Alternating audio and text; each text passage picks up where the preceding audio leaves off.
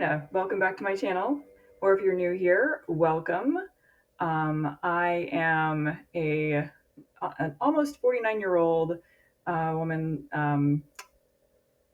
who likes to talk about healthy aging, um, the Gothic subculture, Ren fairs, and various ways of exploiting the everyday to make it richer and more beautiful. Which brings me to today's topic, which is Black Phoenix Alchemy Labs perfume oils that are appropriate for my favorite time of year, which would be Ren Fair season.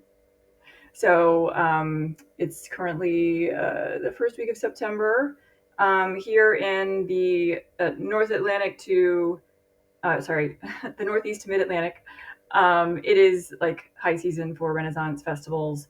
I am like a Brooklyn expat living in a suburban outpost of Philadelphia currently.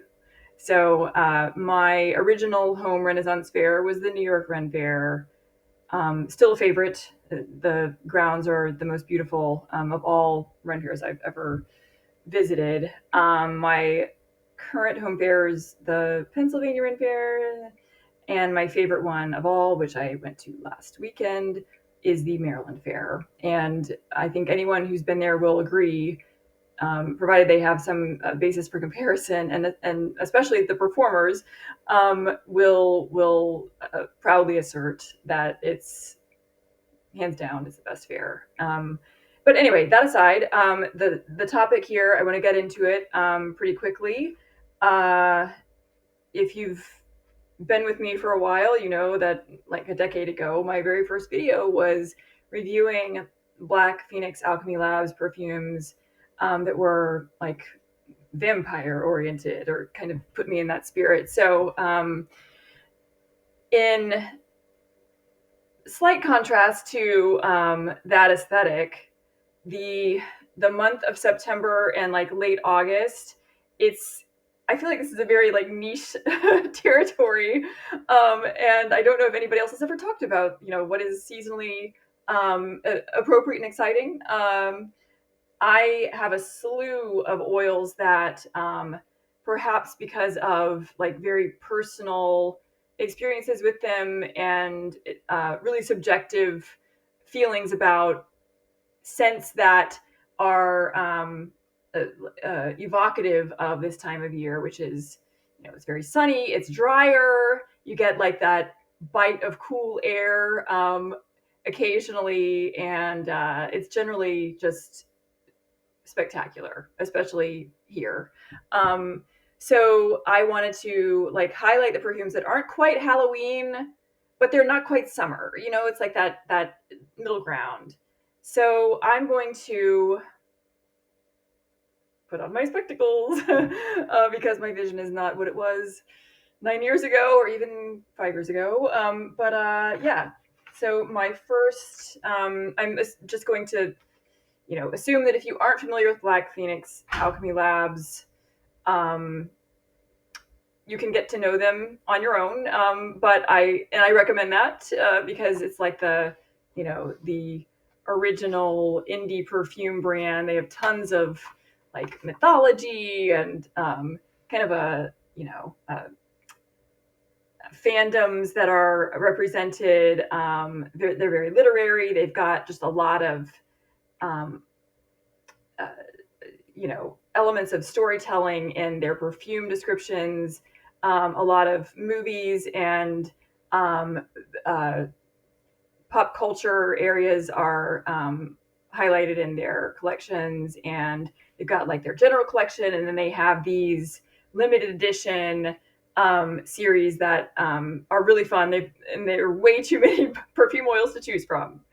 So I'm narrowing it down to what I typically wear from like the middle of August through the end of September. And at that point, I transition into my October perfumes, which I could talk about another time.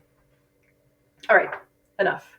So the first one, and I would say that this is like my gold standard for going to the Ren Fair, and especially when I'm packing for a trip to another Ren Fair, I always tote Mead Moon. And I have a few versions of this. This is the 2008 black label. One of mine is like a much lighter label, but I got this from somebody from the BPAL, one of the BPAL Facebook sales groups, which you can check out if you're unaware. Like a limited edition perfume. You may not be able to buy it from someone, but often you can, especially if you are willing to wait long enough in the forums that are on Facebook. You can also check eBay. But this one was from 2008, and the notes are golden mead fermented with fruit, nutmeg, clove, cinnamon, ginger root, sweet briar, rosemary, and lemon. Okay, so most people drink mead when they go to a Ren Fair. And this one is like it's like a floral, just like a classic honey mead with these lovely, very light, happy floral notes that aren't really called out, but it to me, it maybe it's the rosemary and the lemon that are doing this, the sweetbriar, but it feels so uplifting. Like there's no evil in the world. Enjoy your mead. Hopefully, it's not at the New York Fair where they charge like $20 for the size of a urine cup of mead. But anyway, yeah, it is so beautiful and cheerful, and with the spices, and they aren't overwhelming. It's not like this is your pumpkin spice mead or anything like that. It's just very faint to make it interesting. Oh, can't go wrong. So that's number one. Number two, I have a box of chocolates, Mayan chocolate with annatto seed, Anaheim pepper, cinnamon, and vanilla bean. This is from 2013. And again, I did not buy this directly from the BPAL website. I got it from someone who was willing to part with it, and it was not a full bottle when I got it. I think it was a half. I now have a teeny tiny bit. This has special emotional resonance for me because I was wearing it, well, at a time, I think 2015 was like the peak year for my use of this, and I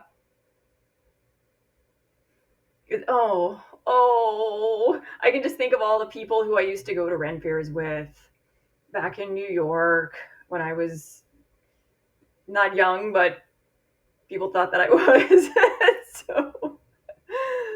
So I thought that I was.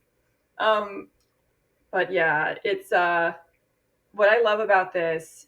So the box of chocolates branding in BPAL land is one of my favorite categories, and these usually they don't come out in the summer. It's like February or something, but this is a dry, spicy, peppery, like chocolate powder kind of chocolate. So it's not milk chocolate at all. It's not a gooey fudge chocolate. It's not like a vanilla chocolate or caramel. There's no caramel. It is dry like September, so that's why I put it here. It's like you're just you're safe from rain every day. You're safe from the threat of flooding.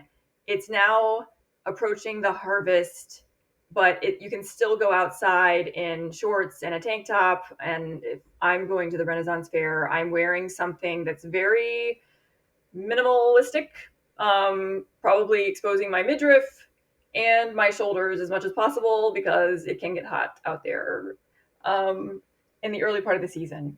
So no moisture in this chocolate, no moisture in early September. It is like a poem of straw, like the straw from a like a scarecrow on the ground reflecting sun, and you have some chocolate, very dark chocolate, like, antioxidant rich, no cream. It's a chocolate sauna, and you are candy when you wear this, I guess. Okay, next up, we've got Ask the Nearest Hippie.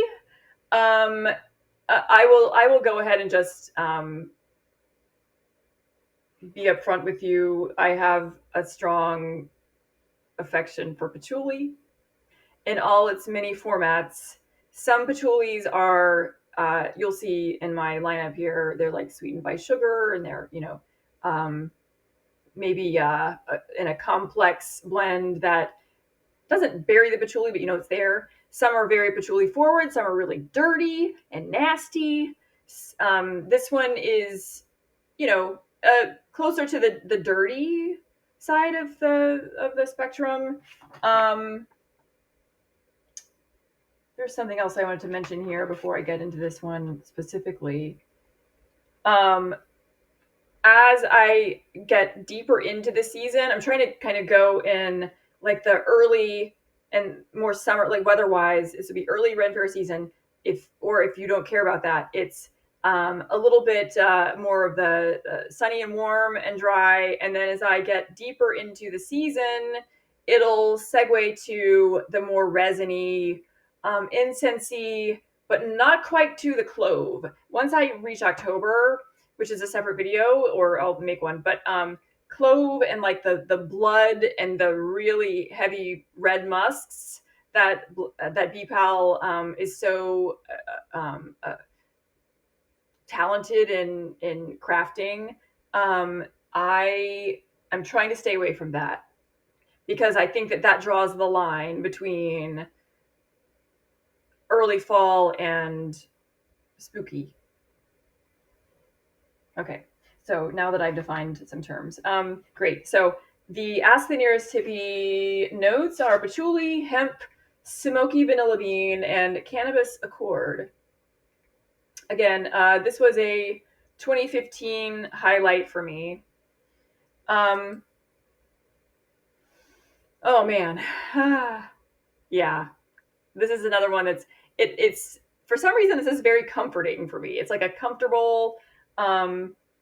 It's not perfumey. Maybe that's it. It doesn't risk anyone getting a headache. It just feels like a basic patchouli that goes with anything. This is like I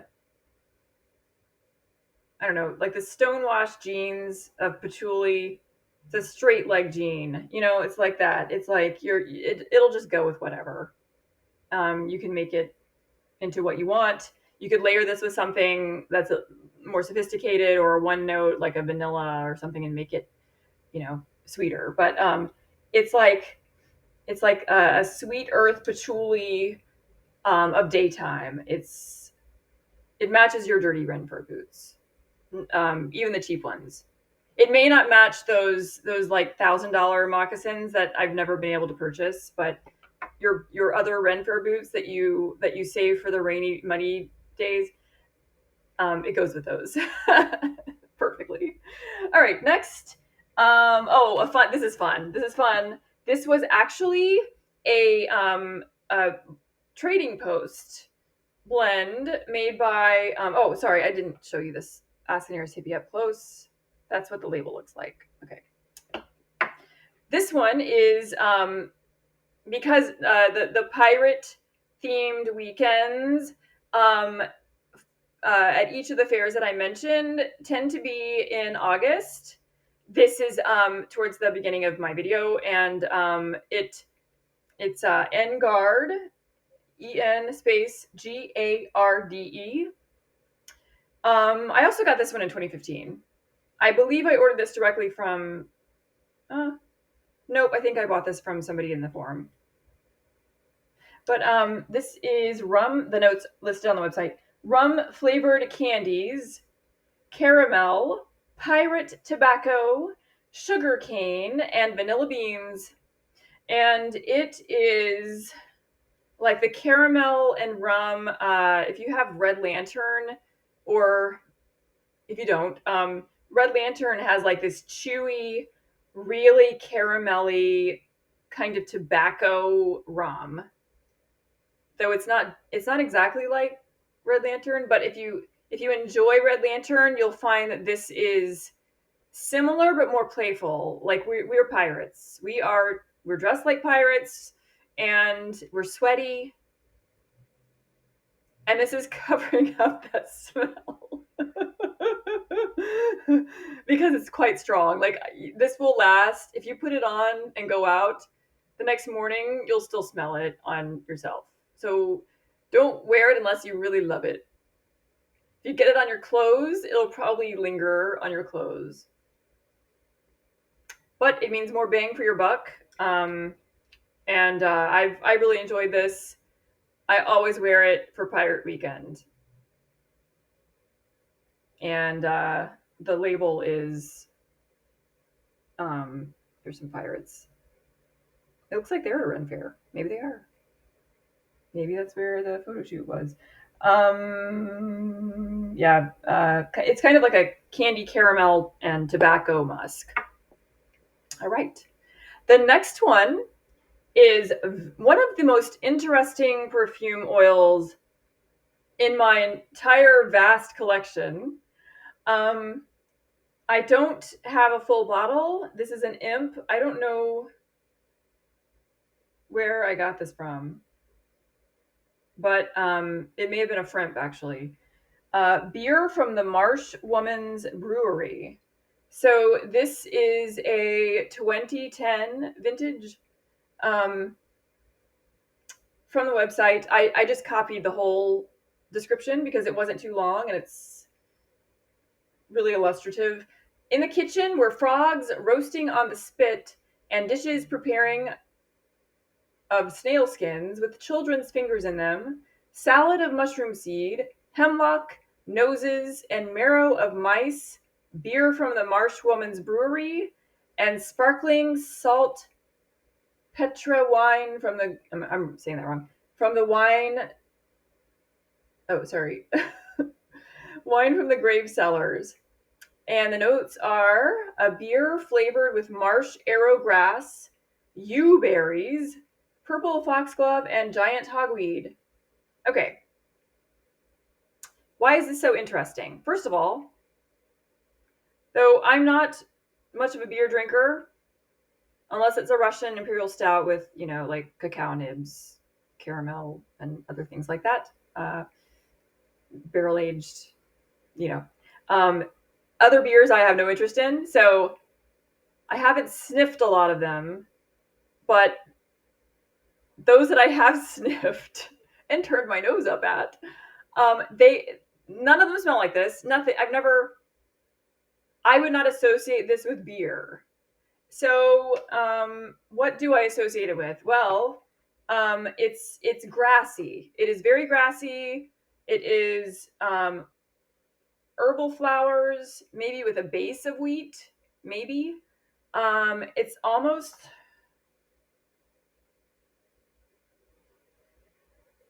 it's such a pale green. Like I'm getting not like a mowed lawn kind of grass, but um I'm getting like the grounds of the New York Ren Fair on a humid morning, definitely early in the season. And it's wonderful. So for reference, the New York Ren Fair grounds used to be the New York State Botanic Gardens. So if you can just picture tons of like so many different breeds of flowers, and it looks like wild in certain areas. They've curated most of it. It's very well landscaped, but it still maintains enough of the natural lushness of an undone kind of landscaping. That's what this makes me think of. And that's why it's in this video. Mmm, really strange and exotic and wonderful. So, if you um, have an affection for greener smelling, almost like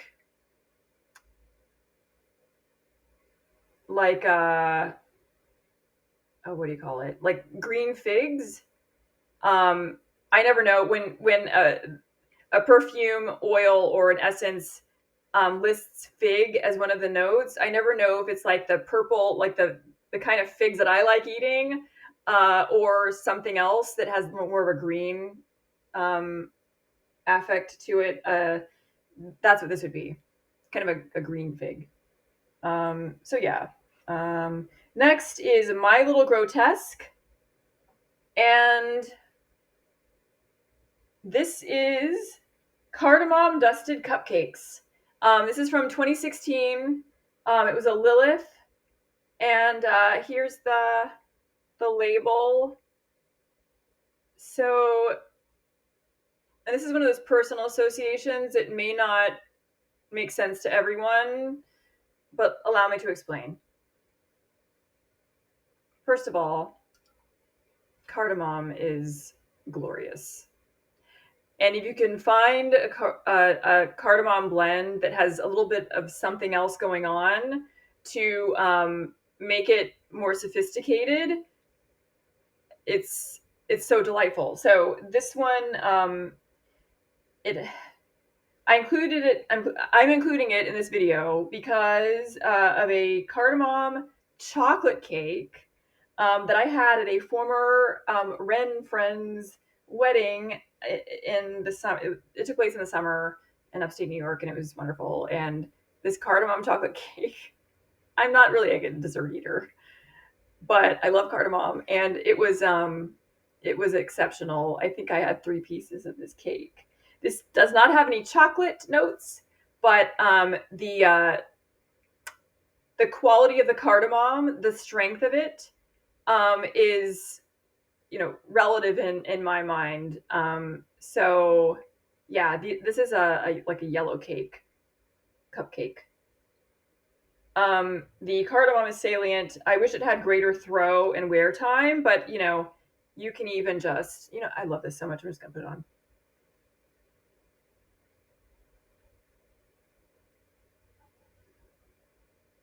People will want to get close to you. um, oh, it's so pretty, and it may be so. If you're at a Ren fair, it's kind of like a county fair where, I mean, in this one particular way, there will be some kind of funnel cake or donut thing that is being cooked at one of the food vendors, and you'll walk past it and you'll be like, oh, it's like a carnival or a county fair. And you may not partake, but the smell adds to the atmosphere. And if you wear this perfume, you won't even feel the temptation to indulge in eating something that's unhealthy and coated in like fried sugar. All right. Next we have Harvest Moon. This is from, I think, from 2011. So this is one that comes out each Harvest Moon, which is the full moon that's closest to the autumn equinox. And it's let's see. This harvest lunacy combines the autumnal sense of dry leaves, warm brown spices, white oak, Himalayan cedar, Russian sage, red apple, and I really smell the red apple. Sweet black plum, juniper berry, clove, saffron, verbena, and yarrow, with Dionysus's sacred grapes and ivy, the amaranth and lingam aloes of Janus, and a gentle breath of harvest festival wood smoke and sweet red wine.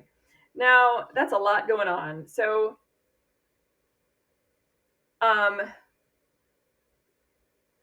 I mentioned that I definitely smell the red apple, but the first thing that like I guess a top note would be, or notes would be the dry leaves and all of the tree notes. So the Himalayan cedar, the white oak, Russian sage. I'm not really picking out the saffron. Juniper berry, a little bit. The clove is not prominent at all. And then sacred grapes and ivy, I have no idea. Amaranth, I don't know what that smells like. Maybe the aloe I'm picking up. And then the wood smoke. And anyway, it's very complex. It really makes you feel like you are apple picking. And visually, like if you can imagine all of those elements, and then maybe a fair maiden who's dressed like Little Red Riding Hood. That's what this is. Traipsing through the woods. Mm. Yeah, that's exactly what this is. That is the image. All right, next up. Now, okay, Smut. I know most people who are fans of BPAL are fans of Smut because it's uh, like they're doing what they do best, because it's the description is 3 swarthy, smutty musks, sweetened with sugar and woozy with dark booze notes. I don't know what vintage this one is. I don't know when I got. Oh wait, yes I do. This was Lupercalia 2015 again, 2015. And I included this because if you wander around any Renaissance fair, you're going to smell incense burning. You may find yourself sniffing a lot of really resinous scented soaps, bath products, personal like concoctions of some of the purveyors of fine fragrance oils. And they tend to be very, I mean, I mentioned the patchouli, but they're really incensey. They're very resinous. And it's a kind of like a head shoppy kind of thing that you're going to find throughout most Ren fairs. This blend, it,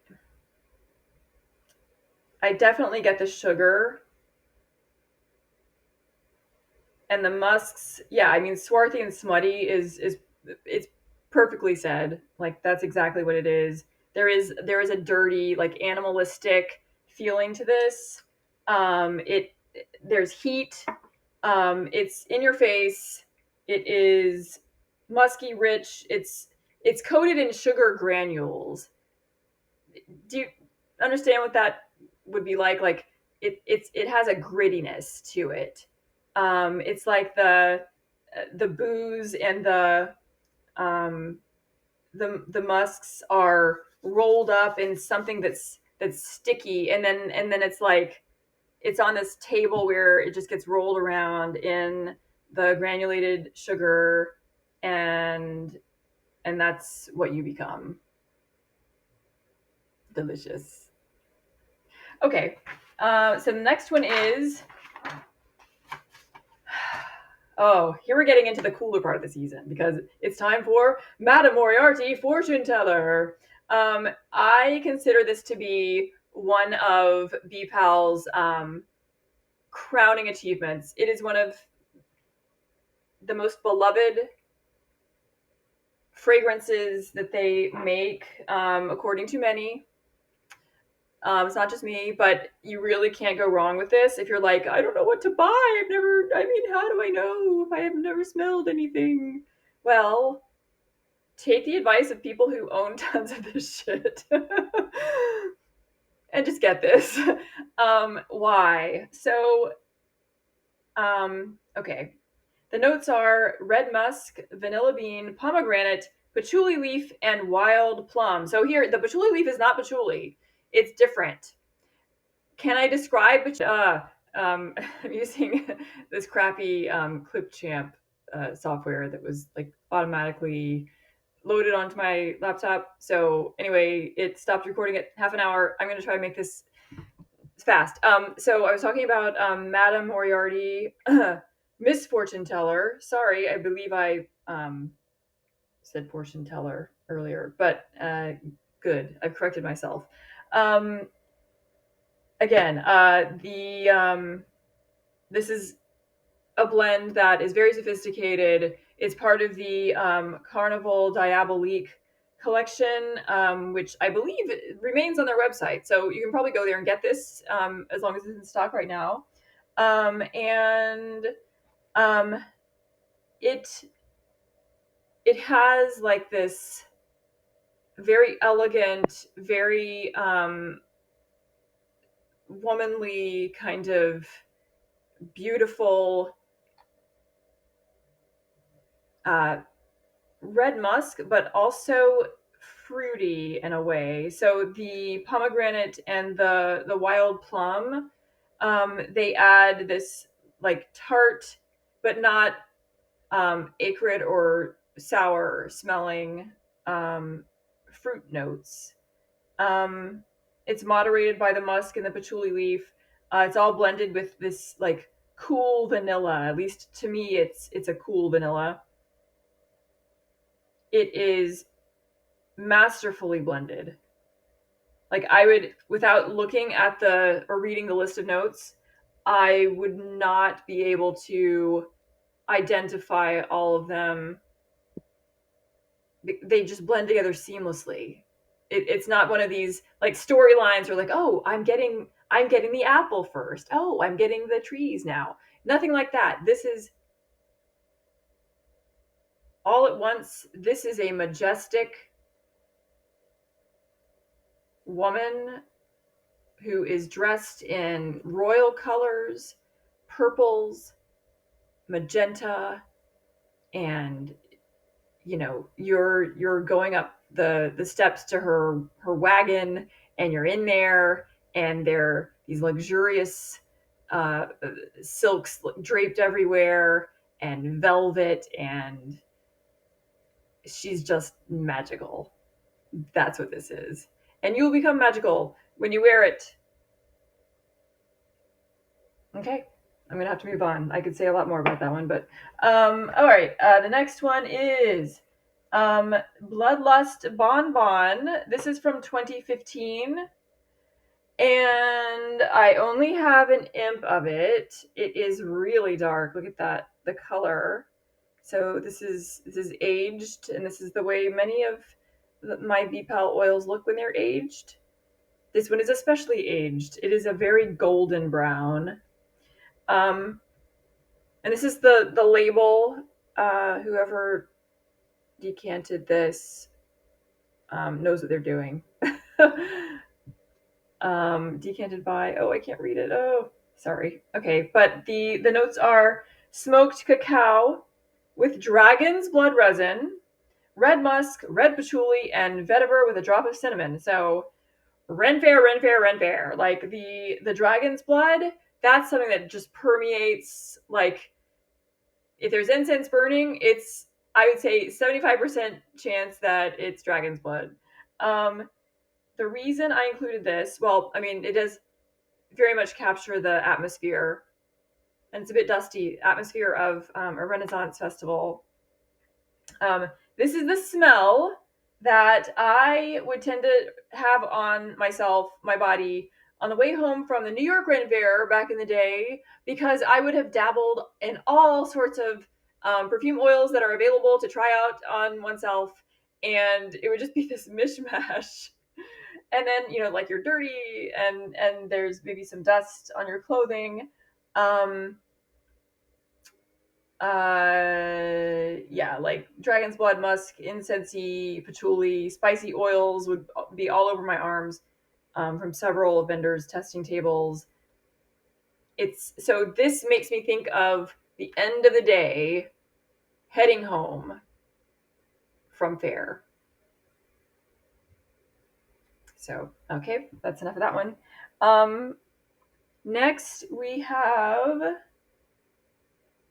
Cafe de Olla, or probably mispronouncing that. Fried ice cream jammed into a coconut cream pie. This is newer. This is from 2021.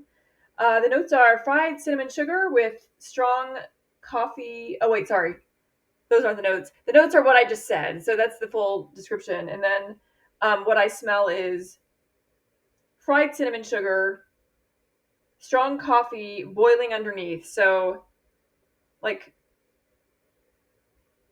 I would say black coffee is right beneath this overlay of fried cinnamon sugar, but it's not too. And I don't really. I mean, the coconut cream pie doesn't really. It doesn't manifest as a coconut cream pie. Like there's a little coconut. I don't really get pie. It doesn't smell like the other pies that I have. The other BPAL pies. Um, But I do get the coconut for sure, for sure. So yeah, there's like a deep coffee note in this as well. So why would I add this to the list? Well, there are if you're going to get coffee at a Ren Fair, you're gonna pay too much most likely, but they do tend to have really good coffee. At least New York does, and I would say Maryland does as well. But often the purveyors of coffee will also be selling some kind of desserty thing. Um, like at New York, they have like this donut place, and they'll hand out free donut holes. I never partake of those because I'm particular about what I eat. But anyway, yeah. So this is kind of that experience. It's similar to the hang on, like My Little Grotesque, I mentioned that kind of makes you feel like you're entering a dessert area of the fair, and it's nice to inhale. Okay, next is Dead Dreams of Days Forsaken. This one is I'm almost out of it. I only have an imp of it. This is from 2013. Again, it's pretty aged. Um, It's a 15-year aged patchouli, Egyptian cumin, white frankincense, labdanum, and bitter almond.